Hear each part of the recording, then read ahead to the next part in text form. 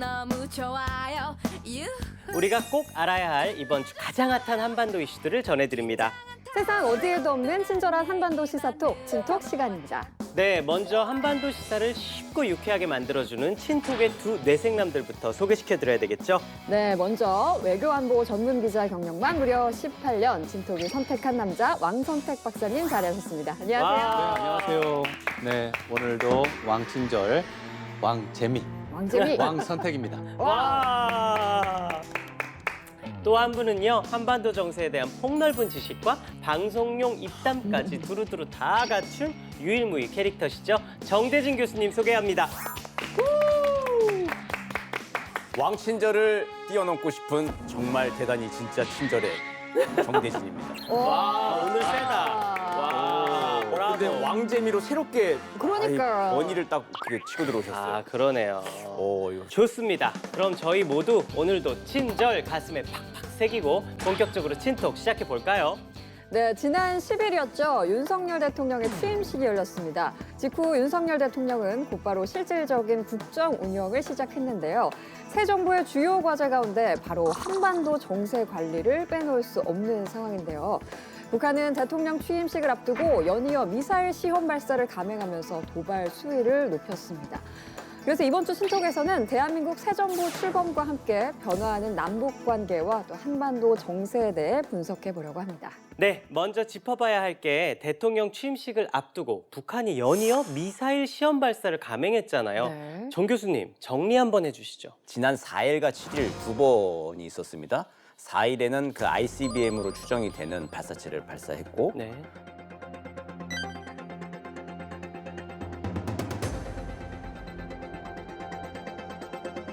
그리고 나서 3일 뒤에 7일 날은 드디어 잠수함 발사 탄도미사일 SLBM을 발사를 했습니다.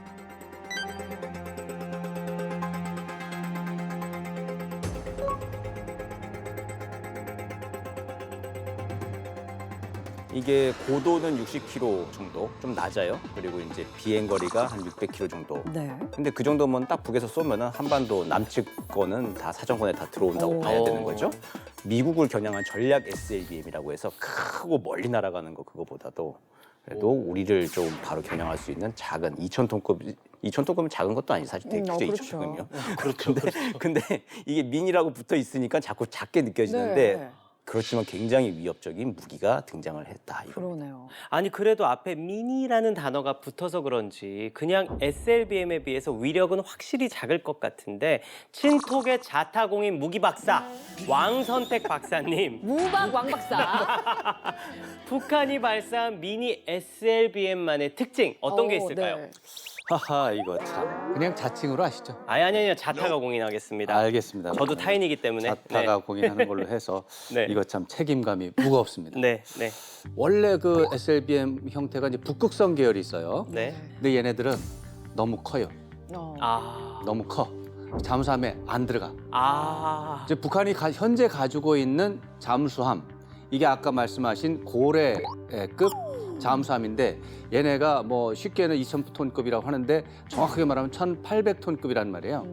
1,800톤급 잠수함에 미사일을 끼워놓고 다니다가 이제 쏴야 되는데 이게 그 북극성 계열 미사일은 한 기를 집어넣는 것도 빡빡해요.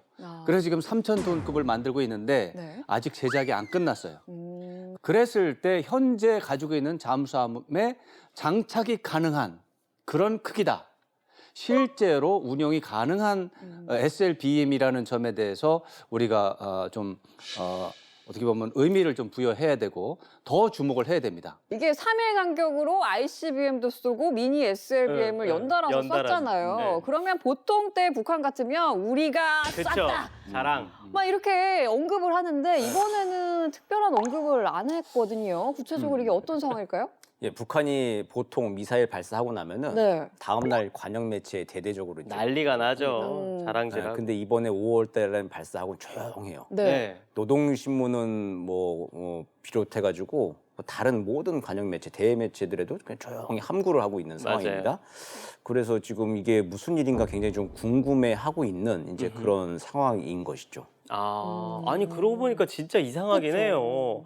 미사일 발사에 실패라도 했으면 모를까 지난 열병식에서도 그냥 온갖 그냥 뭐 갖고 있는 무기들 다 공개하면서 대내외적으로 거하게 홍보를 하더니 맞습니다. 시험 발사에 성공까지 했는데 조용하다?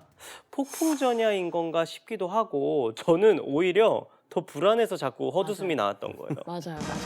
대한민국 새 정부 출범을 앞두고 뭔가 더 깊은 의도가 있나? 맞아요. 이런 생각도 들고요. 네. 북한이 두 번의 미사일 시험 발사에 대해서 왜 특별한 언급이 없는지 두 분의 의견 다시 한번 정리 부탁드립니다. 왕 박사님. 네. 이럴 때마다 이제 수위 조절을 했다. 이제 기본적으로 이렇게 평가를 할 수가 있는데 왜 수위 조절을 했는가? 이제 두 가지로 크게 분석을 할 수가 있어요. 첫 번째는 기술적인 실패가 있었다. 이제 뭐 우리 남쪽이나 한국이나 미국 쪽에서는 레이더를 통해서 이제 궤적은 봤는데 북한이 원하는 어떤 기술적인 개량 포인트 이 부분에서 실패했을 가능성이 있어요. 네. 그랬을 때 북한 내부에서 분위기 안 좋으면 발표를 안 할 수도 있겠죠. 그다음에 두 번째 요소는 정치적이고 외교적인 어떤 효과를 노리고 또는 그런 문제가 있어서 그랬을 수 있는데 최근에 보면 중국이 북한에 대해서 이 한반도의 긴장을 지나치게 고조시키는 거에 대해서 불편함을 보이는 것 같다고 저는 생각이 들어요. 네. 그랬을 때 북한에 대해서 연초부터 이렇게까지 긴장을 고조시킬 필요가 없지 않느냐. 미국을 지나치게 자극해서 한반도 지역에서 미국이 군사력을 증강하면 그건 중국의 부담이 된다. 너 때문에 우리가 불편하잖아. 좀 수위 좀 낮춰보라고. 가만히 있어라 좀. 가만히 좀 있어 보라고. 너 때문에 나만 불편하다고. 이런 식의 마음이 있을 때 북한이 절충을 할 수 있을 것 같아요. 알았어. 그러면 뭐 쏘기는 쏘고 실험은 해야 되니까 하는데 발표는 안 할게. 뭐 긴장을 관리한다는 차원에서 그럴 수 있잖아. 이런 시나리오가 지금으로선 가장 유력하다. 저는 그런 생각을 하고 있습니다. 그렇군요. 현재 이런 상황 속에서 우리 윤석열 대통령께서도 취임식을 통해 북한의 비핵화에 대한 새 정부의 의지를 표명하셨는데요. 저는 한반도뿐 아니라 아시아와 세계의 평화를 위협하는 북한의 핵 개발에 대해서도 그 평화적 해결을 위해 대화의 문을 열어놓겠습니다. 그리고 북한이 핵 개발을 중단하고 실질적인 비핵화로 전환한다면 국제사회와 협력하여 북한 경제와 북한 주민의 삶을 획기적으로 개선할 수 있는 담대한 계획을 준비하겠습니다. 북한의 비핵화는 한반도에 지속 가능한 평화를 가져올 뿐 아니라 아시아와 전 세계의 평화와 번영에도 크게 기여할 것입니다. 윤석열 정부의 대북 정책, 북한 전문가로서 두 분께서는 어떻게 분석하시는지 매우 궁금한데 먼저 우리 왕선택 박사님부터. 네, 이번 취임사는 전체적으로 봐서는 좀 간결했는데 네. 북한 부분에 대해서는 그래도 굉장히 임팩트 있는 포인트가 몇 가지 있었습니다. 있었죠. 예. 그 중에서 가장 중요한 거는 이제 북한이 비핵화를 한다면 네. 북한에 대한 담대한 경제 지원 구상을 해주겠다. 계획을 예. 하겠다 이렇게 예. 말하는 것이 이제 가장 중요한 포인트라고 네. 볼 수가 있는데 네. 이것은 어떻게 보면은 북한 문제를 조속하게 해결한다는 차원에서 보기보다는 북한 문제를 해결하는 태도, 네. 이 당당하게 해결해야 된다. 북한 비핵화를 해달라고 요청하기보다는 비핵화를 하라고 압박하는 것이 중요하다.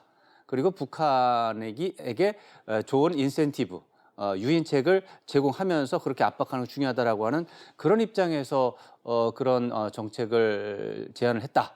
이렇게 볼 수가 있는데 이거는 기본적으로 이제 어떻게 보면은 이제 긍정적인 요소가 많죠. 네. 그런데 북한이 받아들일 것이냐라는 질문을 해봤을 때 이게 좀 어려움이 있어요. 그래서 이런 점에서 보완이 좀 필요하다 이런 말씀을 드리고 싶습니다. 네. 그렇군요. 전반적으로 보면 남북 관계의 특수성보다는 국제 관계 보편성에 조금 더 많은 무게 중심을 두고 있는 것 같습니다. 네. 그러면은 남북 관계도 이제 좀 새롭게 접근을 해볼 필요가 있어요. 이번 취임사에서는 구체적으로 나오진 않았지만, 그러니까 북한하고 이제 새롭게 우리 정상이 취임을 했다라고 하면 남북 정상회담 같은 거 그냥 할 수 있는 거죠. 그러니까 남북 정상회담이라고 하는 게 지난 우리도 3명의 대통령이 벌써 5번의 남북 정상회담을 했습니다. 이게 무슨 역사적 사변이나 특수한 이벤트가 이제 아닌 거예요. 네. 그러니까 새로 대통령이 취임을 했으면은 지난번 대통령 이제 이임할 때 서로 친서 주고받고 고별 인사했잖아요.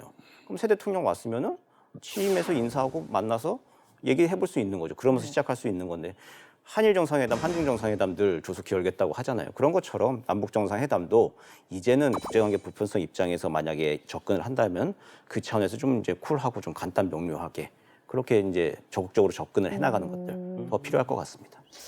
윤석열 대한민국 제20대 대통령은 취임식에서 이런 말을 했습니다. 자유와 번영을 꽃피우는 지속 가능한 평화를 추구해야 한다. 이 말과 함께 한반도와 동북아의 평화를 지키겠다는 의지를 다시 한번 확고히 한 것 같은데요.